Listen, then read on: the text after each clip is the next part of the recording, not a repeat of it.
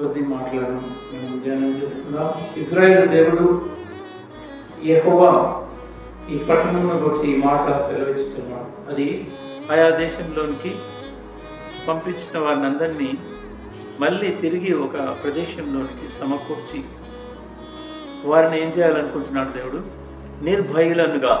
నిర్భయముగా నివసింపజేసేదను. వారు నాకు ప్రజలయందురు, నేను వారికి దేవుడనయందును. మరియు వారి కుమారులకు మేలు కలుగుటకు నిత్యము నాకు భయపడినట్లు నేను వారికి ఏక మార్గమును ఏక హృదయమును దయచేయుదును. నేను వారికి మేలు చేయుట మానకుండున్నట్లు. దేవుడు మేలు చేయటందు మానక మేలు చేస్తున్నాడు మనకు.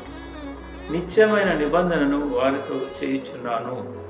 వారు నన్ను విడవకుండానట్లు వారి హృదయములలో నా యెడల భయం పుట్టించదను. వారికి మేలు చేయుటందు నేను ఆనందించదని అంటున్నాడు. నా పూర్ణ హృదయంతో నా పూర్ణ ఆత్మతో ఈ దేశంలో నిశ్చయముగా వారిని నాటెదనని దేవుడు తెలియజేస్తా ఉన్నాడు. పూర్ణ హృదయంతో పూర్ణ ఆత్మతో ఈ దేశంలో దేవుడు తిరిగి వారిని నాటెదనని దేవుడు తెలియజేస్తూ ఉంటున్నాడు. కాబట్టి నరుల చెడుతనం అంతా బాల్యం నుంచి చెడుతనమే చేయిస్తున్నారు అంటున్నాడు. ఇజ్రాయేల్ వారు యూదా వారు తమ బాల్యం మొదలుకొని నా ఎదుట చెడుతనమే చేయించు వచ్చుచున్నారు. తమ చేతుల క్రియల వల్ల వారు నాకు కోపం పుట్టిస్తున్నారు అంటున్నారు. ఇదే యెహోవా వాక్కు. అయితే ఆయా దేశంలోనికి ఆయా ప్రదేశాల్లోనికి మరి పంపించిన వారినందరినీ కూడా తిరిగి ఒక ప్రదేశంలో సమకూర్చి ఒక ప్రదేశంలో వారిని రప్పించి వారిని నిర్భయముగా చేసేదనని దేవుని యొక్క వాక్యం తెలియజేస్తూ ఉంది. మరి చేరటం వలన చేసిన క్రియలను బట్టి దేశము పాడైపోతుంది అంటున్నాడు. దేశం ఎందుకు పాడైపోతుంది? దేశ ప్రజలు చేస్తున్న క్రియలను బట్టి పాడైపోతుంది. వారిని ఆయా దేశంలోనికి పంపించేస్తారు.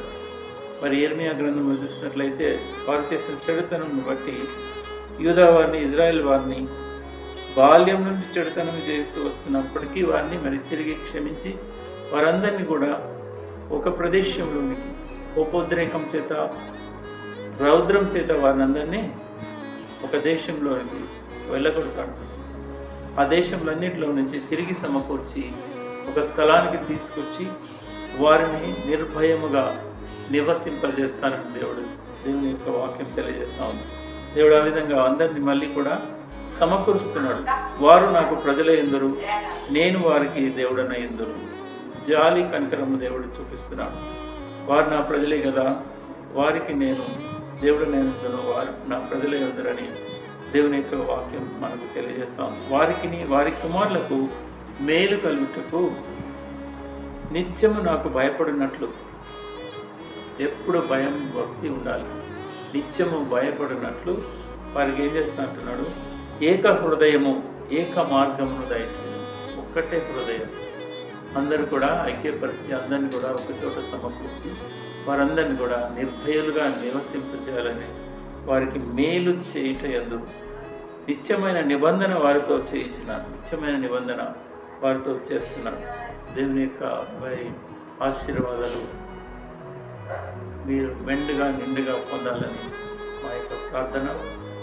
దేవుని యొక్క సంకల్పం కూడా ఆయన ఆశీర్వాదం కొరకే దేవుడు మనల్ని తీర్చుకున్నాడు.